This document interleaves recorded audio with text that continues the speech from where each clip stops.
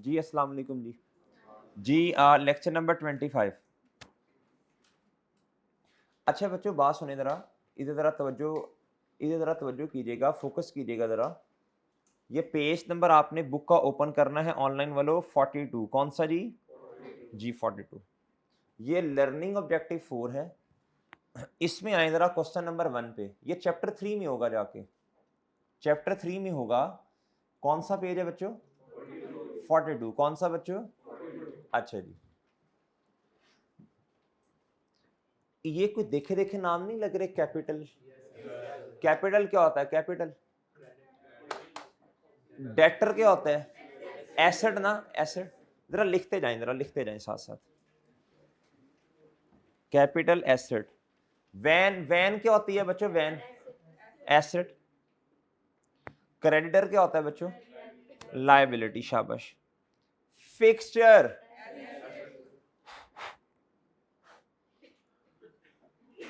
ये चल नहीं रहा ना जी। ये क्या होता है जी? एसेट। स्टॉक क्या होता है बच्चों? स्टॉक ये होता क्या है? कोई बता सकता है? ये मैंने समझाया हुआ है वैसे। मैंने ये समझाया है ना बच्चों। वो चीज जो हमने बेचने की नीयत से खरीदी लेकिन अकाउंटिंग पीरियड का हो गया एंड, वो चीज अभी बिकी नहीं है। देखें, वो चीज अभी बिकी नहीं है। आप बच्चों मुझे खुद बताओ, जब चीज खरीदी होगी तो हमने परचेजेस के नाम से रिकॉर्ड किया होगा ना, यानी परचेज एक्सपेंस होता है। लेकिन बच्चों एक चीज बिकी नहीं है और अकाउंटिंग पीरियड एंड हो गया, आप इसको परचेज कहना मुनासिब तो नहीं है ना। आप इसको क्या कहेंगे बोलो? स्टॉक कह देंगे। क्या कह देंगे जी? स्टॉक कह देंगे। क्या कह देंगे बच्चों? जी स्टॉक। ये होता है जी एसेट। क्या होता है? अभी करेंगे बात इंशाल्लाह एक आधे दिन में मजीद तफसील से। याद रखिएगा स्टॉक एसेट है। क्या है? एसेट है। करंट या नॉन करंट? करंट या नॉन करंट? अगर आप ये कहेंगे कि ना नॉन करंट, इसका मतलब आपकी नीयत ये है कि 4-5 साल के बाद ये चीज बेचेंगे, तो नीयत तो अच्छी रखते हैं ना भाई। तो करंट एसेट दुनिया इसे कहती है। क्या कहती है? इसे क्या बोलेंगे मेरे भाई? क्या बोलेंगे? शाबाश जी। कोई बच्चा बताए पूरी बात अभी मैंने क्या कही? जी बोले। शाबाश जी बोले।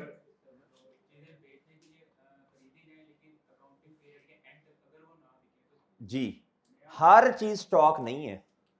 स्टॉक कहते हैं, आप अक्सर दुकान पे गए होंगे और क्या उसका नाम है, आपने उनसे पूछा होगा कि सर ये चीज आपके पास पड़ी है, वो आगे से जवाब देते होंगे नहीं सर स्टॉक खत्म हो गया है। क्या हो गया है? यानी हालांकि उसने काउंटिंग नहीं पढ़ी, उसने काउंटिंग, लेकिन उसको फिर भी इस बात का पता है कि ये क्या है जी? स्टॉक। क्या है? उसे बोला ही स्टॉक के नाम से जाता है। सही है। स्टॉक खत्म हो गया यानी चीजें क्या हो गई हैं?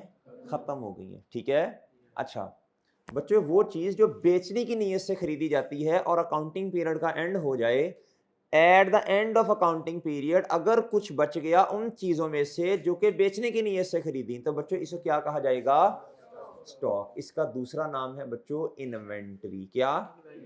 इसे क्लोथिंग स्टॉक भी कहा जाता है। लिख लो शाबाश। इसे क्लोथिंग स्टॉक भी कहा जाएगा, इसे इन्वेंटरी भी कहा जाएगा, और बोलो शाबाश, और इसे शाबाश क्लोथिंग स्टॉक भी कहा जाएगा। डन बच्चों? अच्छा जी, ये इधर आएंगे लर्निंग ऑब्जेक्टिव या लर्निंग ऑब्जेक्टिव?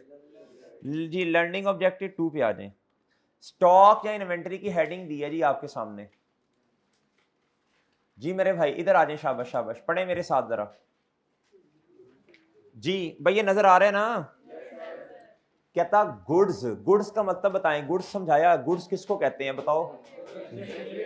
बिजनेस बहुत सारी चीजें बच्चों बेचने की नहीं नहीं, बिजनेस बहुत सारी चीजें खरीदता है। हर खरीदारी को गुड नहीं कहा जाता। स्पेसिफिकली जिस चीज के साथ लफ्ज आ जाए गुड्स का, आपने समझ जाना है ये चीज बेचने की नीयत से खरीदी। कहता purchase goods with an objective. मकसद क्या है भाईजान? ऑफ। सेलिंग का मतलब बेचना, पर्पस का मतलब मकसद। कहता बट वो वाला नहीं जो आप समझे हैं, BUTT नहीं, बट का मतलब लेकिन। रिमेन अनसोल्ड, कहता लेकिन अभी बिकी नहीं। At the end of the, कहता कोई ऐसी चीज जो इसलिए खरीदी थी कि बेचेंगे, लेकिन कहता नहीं बिकी, कब? एट द एंड ऑफ, कहता इसे क्या कहा जाएगा? स्टॉक। इसे क्या कहा जाएगा? अच्छा जी, कहता इट इज क्लासिफाइड एज, भाई बात समझे हैं? इसे करंट एसेट कहेंगे या non current?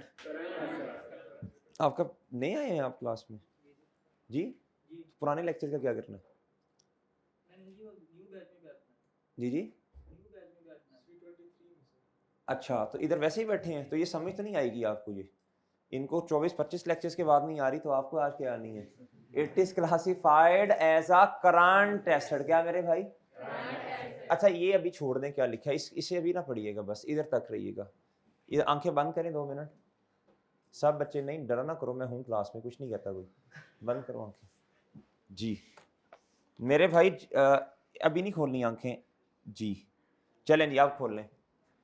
It is classified as a, ये जो आगे लिखा है बता दूंगा क्या होता है, ठीक है? बता दूंगा इंशाल्लाह, ठीक है? अभी बस 1-2 दिन की बात है। सम टाइम्स का मतलब क्या होता है बच्चों? बाज़-औक़ात। आइटम्स आप जैसी, अदर देन गुड्स, कहता अदर देन गुड्स का मतलब बताओ। अदर देन गुड्स का मतलब है वो चीजें जो बेचने की नीयत से नहीं खरीदी। कहता आर परचेज्ड, खरीदी, बट नॉट फुली कंज्यूम्ड। कहता इसके अलावा भी, अब मेरी बात जरा तवज्जो से सुनिएगा। बिजनेस ना 3 तरह की चीजें खरीद रहा होता है, सुनिएगा तवज्जो से बात सुनिएगा। एक गुड्स, परचेज बच्चों क्या? गुड्स। दूसरी चीजें क्या खरीद रहा होता है बच्चों? AC, land, furniture, generator, motor vehicle, गाड़ी, कंप्यूटर, फर्नीचर, फिक्सचर। सही है सर? ये सारी की सारी चीजें जो हैं परचेज, ये क्या है बच्चों? Non current asset. क्या है? इधर देखें जरा, ये इस तरह से ना, ये मैं आपको बना के देता हूं। बिजनेस परचेजेस 3 तरह की कर रहा होता है। कितनी किस्म की?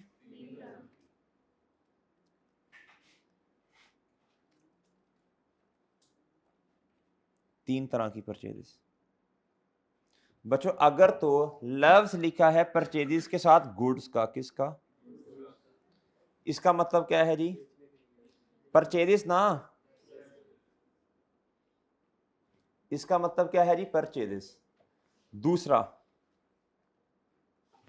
बिजनेस परचेज करता है बच्चों लैंड, बिल्डिंग, व्हीकल, व्हीकल गाड़ी को कहते हैं, फर्नीचर, और जी एक्सेट्रा। ये क्या है बच्चों? बोलो।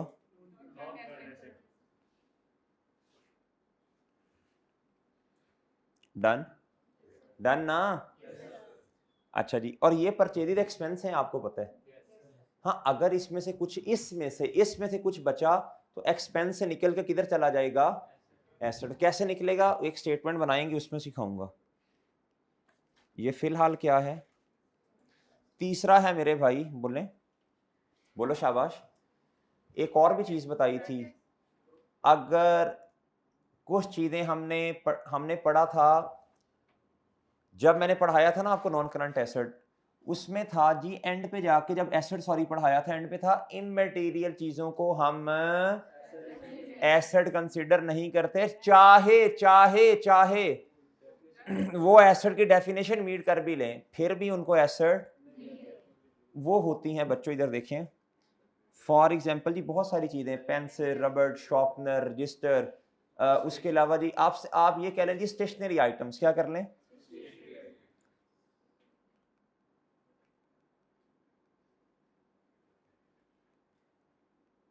इन्हें ना ऑफिस सप्लाईज भी कहा जाता है। क्या कहा जाता है? इन्हें ऑफिस सप्लाईज भी कहा जाता है भाई। क्या कहा जाता है? अच्छा जी, ये क्या होते हैं बच्चों? एक्सपेंस। क्या होते हैं? ये बात समझ आती है आपको? ये तीनों बातें समझ आई? ये इमैटेरियल होते हैं। क्या होते हैं जी?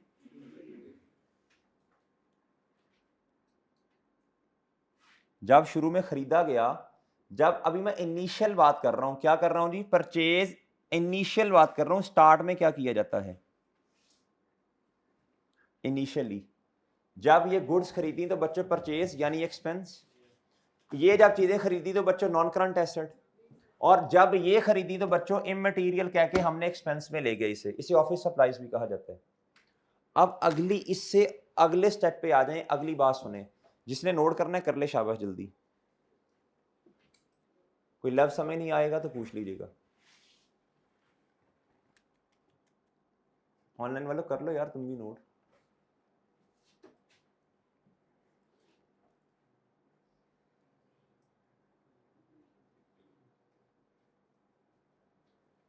जी भाई कर लिया नोट?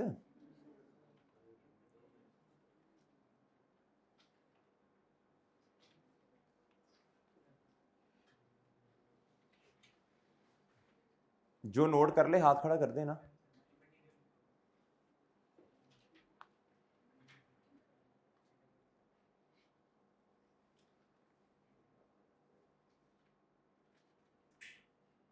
कर लिया भाई? फिर बाकी भी बोलने सब मिले हुए हैं।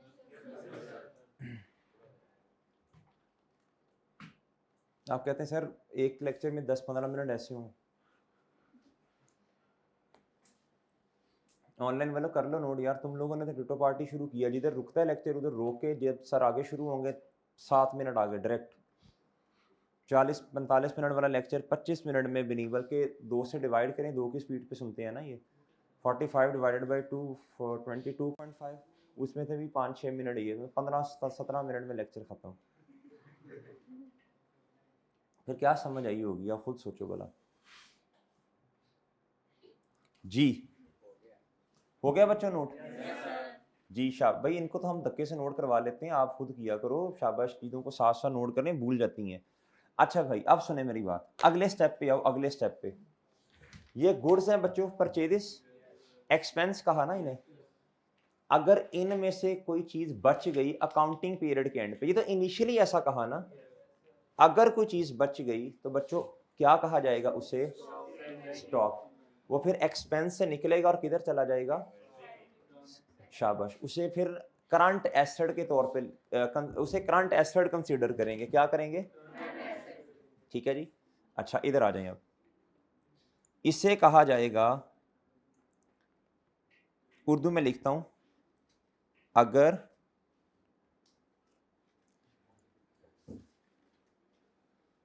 इसमें से कुछ चीजें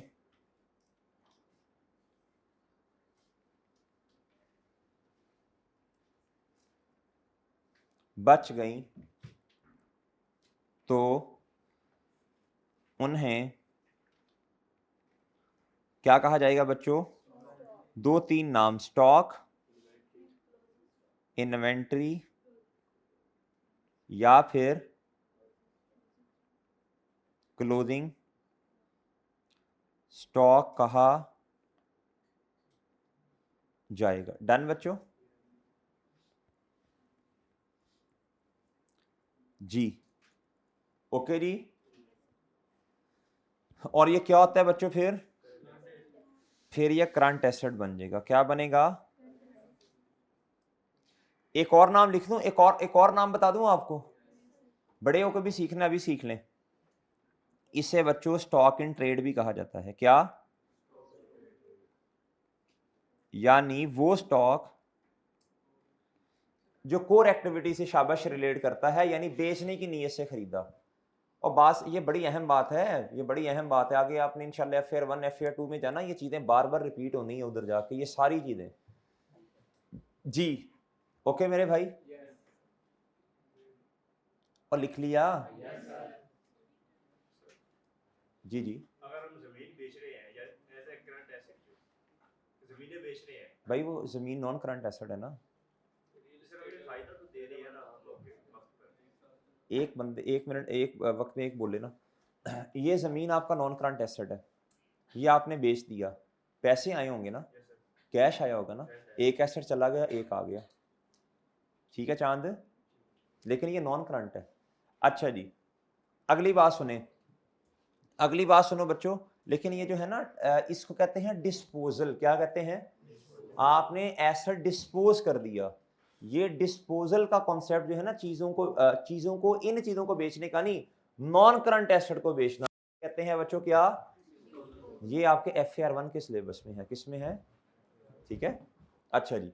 बहरहाल मैंने इतना बता दिया, एक एसेट चला जाएगा और उसके बदले में पैसे आ जाएंगे, नहीं आए तो रिसीवेबल, वो भी एसेट ही है ना। अच्छा, अगर इसमें से कुछ बच गया काउंटिंग पीरियड के एंड पे, तो बच्चों वो तो पहले ही नॉन करंट एसेट है, अब भी नॉन करंट एसेट ही रहेगा जी। अजान मेरे भाई, मैं ये अर्ज कर रहा था, अगर इसमें से कुछ बच गया ना, इसमें से, तो ये तो ऑलरेडी एसेट है ना, ऑलरेडी नॉन करंट एसेट है। जिस चीज ने हमें फायदा कल को देना हो उसे नॉन करंट एसेट कहते हैं, सही है ना। अच्छा जी, इधर आ जाए।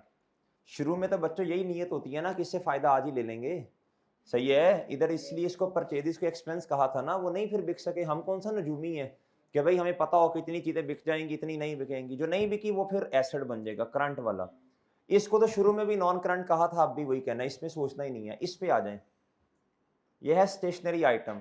इसका नाम होता है, इसको ऑफिस सप्लाईज एक्सपेंस भी कहा जाता है। ऑफिस सप्लाईज ऐड करने लफ्ज एक्सपेंस का, ये मैंने अभी अभी लिखा है, ऑनलाइन वालों अभी लिखा है, अजान हो रही थी तो मैंने उसमें लिख लिया ये जी। ये ऑफिस सप्लाईज एक्सपेंस भी कहते, इसे क्या कहते हैं? स्टेशनरी एक्सपेंस या फिर ऑफिस सप्लाईज। अब बच्चों सुनो, शुरू में तो हमने इसे इममटेरियल कहा था। क्या कहा था?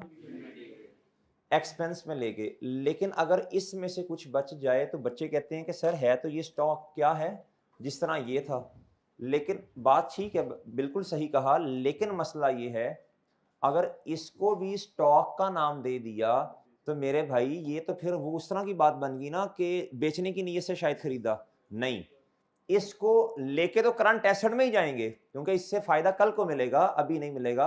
जब फायदा मिल गया फिर वो देखेंगे बाद में। असल में तो एक्सपेंस है ना, लेकिन काउंटिंग पीरियड के एंड तक ये इस्तेमाल अभी, इसे कहते हैं फुली कंज्यूम्ड। फुली कंज्यूम का मतलब होता है फुली यूज्ड अभी नहीं हुई।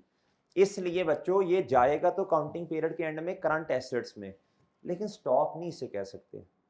लेकिन इसे स्टॉक, तो फिर इसे नाम देना पड़ेगा बस ऑफिस सप्लाईज का, या ऑफिस सप्लाईज स्टॉक का। किसका? सादा स्टॉक नहीं लिख सकते, सादा स्टॉक, क्योंकि सादा वाला स्टॉक लिखेंगे या स्टॉक इन ट्रेड लिखेंगे या इन्वेंटरी लिखेंगे तो लोग धोखा खा जाएंगे। वो ये समझेंगे ये वो वाला स्टॉक है जो बेचने की नीयत से खरीदा और बिक नहीं सका। हालांकि ये वो वाला स्टॉक तो नहीं है, ये तो वो स्टॉक नहीं है, ये तो ऑफिस सप्लाईज हैं या स्टेशनरी आइटम्स हैं। हाँ, उसमें से अगर कुछ बच गया, जिस तरह बिजनेस के पास ना बहुत सारी रजिस्टर्स होते हैं, बिजनेस के पास पेंसिल होती हैं, अब बिजनेस के पास वो स्टेशनरी आइटम्स में ना कागज होते हैं जिससे प्रिंट लेते हैं। अब ये चीजें हमने मटेरियल कह के एक्सपेंस में ले गए थे। इसमें से अगर कुछ बच गया तो फेंकना नहीं है बाहर, बल्कि क्या करना है बच्चों, फिलहाल वक्ती तौर पर इसे क्या कर लो, एसेट में ले जाओ। लेकिन स्टॉक नहीं कहना, बल्कि क्या कहना है? क्या कहना है? ऑफिस सप्लाईज कहना है। और स्टॉक से अलहदा करके ऊपर या नीचे, वो एक अलग बात है। करंट एसेट्स है ना, करंट एसेट में काफी चीजें आती हैं, कैश, बैंक, रिसीवेबल, इस तरह स्टॉक भी आता है। लेकिन इसको स्टॉक के अंदर ऐड, बल्कि अलहदा करके लिखेंगे। क्या लिखेंगे बच्चों? आएगा करंट एसेट में। ये क्या लिखा है मैंने? अगर इसमें से कुछ बच गया तो इसे ऑफिस सप्लाईज कहा जाएगा या ऑफिस सप्लाईज का स्टॉक कहा जाएगा, और ये करंट एसेट है। क्या है? ओके, ये कर लिया नोट आप लोगों ने? ये नोट कर लिया आप लोगों ने? अब इधर आके मेरे साथ पढ़े। कहता sometimes items other than goods. Other than goods का मतलब क्या? जो बेचने की नीयत से खरीदनी। कहता आर परचेज्ड, यानी ये स्टेशनरी आइटम्स ना, ऑफिस सप्लाईज। कहता बट नॉट फुली कंज्यूम्ड। इसके अलावा और भी चीजें होती हैं ना, ये बिजनेस ने छोटे मोटे, क्या उसका नाम है, छोटी मोटी चीजें खरीदी होती हैं। नट्स हो गए, क्या हो गए बच्चों? नट, ये पेस्ट नट, इस तरह की चीजें रिपेयर के लिए। जनरेटर खराब हो गया तो कोई नट शेड लगा दिया, सही है जी। ये खराब हो गया तो टाइट कर दिया जी, रिपेयर वाली चीजें। ठीक है बच्चों, बात समझ आई है? अच्छा, कहता बट नॉट फुली कंज्यूम का मतलब क्या होता है बच्चों? इस्तेमाल लिखो इधर। कहता कंज्यूम के आगे पढ़े, इधर लिखें इस्तेमाल या यूज। कहता are also clubbed in, clubbed का मतलब लिखना करंट एसेट में, इन अभी सिर्फ ये समझना है कि लिखना है, उधर कैसे लिखना है वो भी इंशाल्लाह आ जाएगी बात। कहता clubbed in current asset but with the name rather than stock, या ये पेपर में अगर 2 नंबर के एमसीक्यूज आ गया तो टिक लगा दोगे सही वाला। क्या बोला, वो कहेगा जी हमारे पास कुछ ऐसी आइटम्स पड़ी हुई हैं जो कि बेचने की नीयत से नहीं खरीदी, तो आपने कहना इसका मतलब है, और उन्होंने लिखा होगा स्टेशनरी है या छोटी मोटी चीजें, आपने कहना ये तो फिर इमटेरियल होंगी, हमने इसे ऑफिस सप्लाइड एक्सपेंस के नाम से लिखा होगा। लेकिन आगे कहता अकाउंटिंग पीरियड के एंड पे वो फुली कंज्यूम, तो हमने कहा अच्छा अच्छा अच्छा, फिर हम इसे करंट एसेट में लिखेंगे। आगे ऑप्शन होगा करंट एसेट में लिखेंगे और इसे ऐड कर देंगे स्टॉक में। बताएं ये स्टेटमेंट सही है या नहीं? रॉन्ग स्टेटमेंट है। आप कहेंगे हम इससे स्टॉक लहदा आएगा, ऑफिस सप्लाईज नीचे या ऊपर करके लहदा से आ रही होंगी। ठीक है, कैसे अभी इंशाल्लाह देख लेते हैं। ये बात समझ आ गई आपको? अच्छा, अब आप इधर आए बच्चों, क्वेश्चन नंबर 1 के ऊपर। ये बातें सुनी सुनी नहीं लग रही? ये स्टॉक ऑफ गुड्स बताएं, ये कौन सा स्टॉक है बताएं? बेचने की नीयत से जो खरीदा था ना। और ये कैश एंड बैंक भी क्या है बच्चों? डन, डन बच्चों, डन ना? अच्छा जी, आप मुझे ये बता सकते हैं अकाउंटिंग इक्वेशन क्या है? आप ये मुझे बता सकते हैं अकाउंटिंग इक्वेशन क्या है? एसेट्स बराबर हैं कैपिटल प्लस, ऐसे इस तरह लिखने को हॉरिजॉन्टल फॉर्म कहते हैं, और इस तरह लिखने को ऐसे ही है ना। अगर मैं 3 बड़ी हेडिंग्स बना दूं जिस तरह इस तरह हॉरिजॉन्टल फॉर्म में बनती थी, इस तरह हॉरिजॉन्टल फॉर्म में 3 लफ्ज लिखते थे ना, एसेट्स बराबर है कैपिटल प्लस लायबिलिटीज के। अगर मैं इस तरह जो लिखते थे उसको ऐसे ऐसे वर्टिकल होता है ना, अगर इस तरह लिख दूं वर्टिकल फॉर्म में तो कोई मसला तो नहीं होगा? कोई मसला तो नहीं होगा ना? अगर मैं आपसे कहूं आप इस तरह हॉरिजॉन्टल फॉर्म में एसेट्स अलहदा करके लिख दें, कैपिटल अलहदा और लायबिलिटीज अलहदा, तो आप कहेंगे सर ये एसेट्स में जाएंगे, एसेट्स में क्लब होंगे, ऐसे ही है। और ये कैपिटल है और ये लायबिलिटी है, ये क्या है? मैं आपसे ये कहना चाह रहा हूं, ये जो आपने काउंटिंग इक्वेशन नहीं बनाई थी शुरू में, याद है आपको? तुम्हें याद हो क्या ना याद हो जी? कुछ भी नहीं याद जी। कैपिटल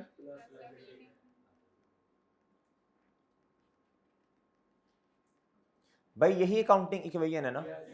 इस इक्वेशन को अगर मैं ऐसे करके लिख दूं, वर्टिकल लंबा करके लिख दूं ऐसे, तो इसको कोई मसला नहीं होना चाहिए किसी को। चलें इधर देखें, फिर सबसे पहले मेरे भाई मैं लिखूंगा, ये मैं रेस कर दूं अब इसको जी। मेरे भाई ये कौन सा क्वेश्चन है? क्वेश्चन नंबर 1 है। क्या है? क्वेश्चन नंबर 1 का सॉल्यूशन करने लगा हूं मैं। मेरे भाई सबसे पहले लिखना है जी, एसेट्स आते थे ना, एसेट्स क्या जी, फिर क्या आएगा? थोड़ी सी जगह, थोड़ी थां छोड़नी है, फिर क्या आएगा भाई जी? फिर आ जाएगा भैया क्या? कैपिटल नहीं लिखना, फिर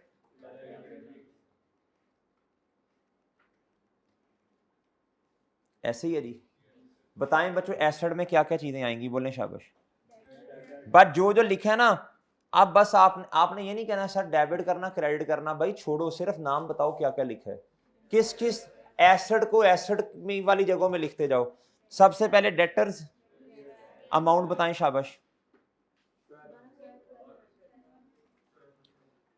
इधर लिखें रुपीस, क्या लिखें जी? बताएं डेटर्स कितने के? और असल में ये पता क्या है, ये जो लिस्ट ऑफ क्लोजिंग बैलेंस नहीं है, ये लिस्ट ऑफ क्लोजिंग बैलेंसेस उसने आपको बना के दी है। क्या दिया है? उसने आपको खुद बना के दे दी है। क्या? List of closing balance. क्या बना के दे दी है? अब वो ये चाहता है कि लिस्ट ऑफ क्लोजिंग बैलेंसेस से आपको ये कहना चाह रहा है कि आप ना ये 3 हेड्स के अंदर चीजों को लिखना सीख लें। किधर सीखें जी, ये लिस्ट ऑफ क्लोजिंग बैलेंस उसने आपको बना के दी है। ये क्या है बच्चों? ये ट्रायल बैलेंस होगा शायद। क्या होगा बच्चों? Trial balance. और ठीक है जी, ट्रायल बैलेंस से आगे ये कर लेंगे ना हम इंशाल्लाह। ये जी, डेटर्स कितने के बच्चों? बस एक बात याद रखना, एसेट को किसके बराबर होना चाहिए? कैपिटल प्लस, शाबाश। नेक्स्ट आओ बच्चों, नेक्स्ट आओ। डेट, अच्छा तरतीब से चल लें, तरतीब से चले, तरतीब से चलते हैं। ये है कैपिटल, इसको किधर लिखना है? कैपिटल में ही। बस इधर आके दोबारा इधर लिख दें कैपिटल एक दफा नीचे। बताओ अमाउंट क्या है? दोबारा लिख दें कितना? और डेटर को हमने ऑलरेडी लिख दिया। ऐसे ही है मेरे भाई। वैन क्या है बच्चों बताओ?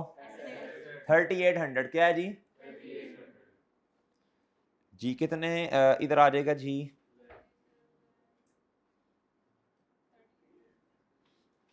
नेक्स्ट बताएं, शाबाश। क्रेडिटर क्या जी? जी क्रेडिटर, ये किस में आएगा जी? कितना? ऐसे ही जी, ऐसे ही है भाई। नेक्स्ट जी, नेक्स्ट। फिक्सचर क्या होता है जी?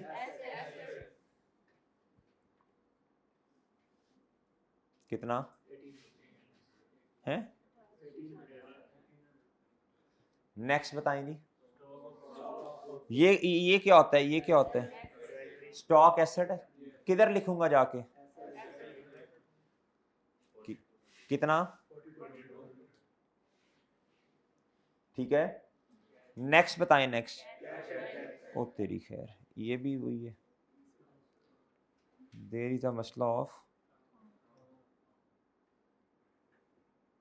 चले अच्छा जी बताएं जी। कैश एंड बैंक का मतलब है ये बैंक में पैसे पड़े हैं ना। कैश एट एसेट है ना। कितना? 300। कोई रह तो नहीं गया? बताओ एसेट्स ये टोटल कर लेंगे अब आप। टोटल एसेट्स कितने बच्चों?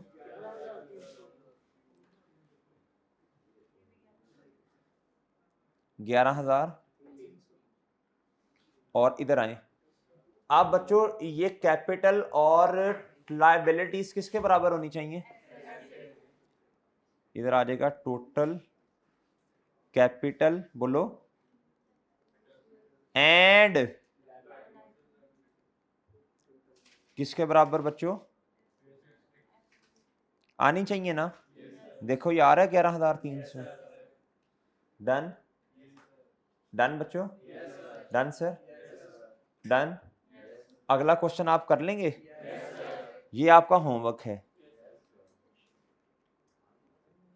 ठीक है जी। ये भी आपने करना है, ये वाला भी आपने करना है। और आज मैंने लर्निंग ऑब्जेक्टिव 2 पढ़ाया है आपको, पर छोटी सी बात पढ़ाई है और ये मैंने बना के दिया आपको। इसको पढ़ लेंगे 3-4 दफा घर जाके। अच्छा ऑफ, अच्छा ओ भाई रुक जाओ, इधर रुको 1 मिनट। अगर कभी क्वेश्चन में कहे जी कि कुछ चीजें हमने खरीदी थी और वो स्टेशनरी वगैरह इस तरह की चीजें थी, उसमें से 400 रुपए का कुछ बच गया, तो भाईजान उसको फिर स्टॉक के अंदर ऐड कर देंगे ना 400। यार करंट एसेट में नहीं लिखना।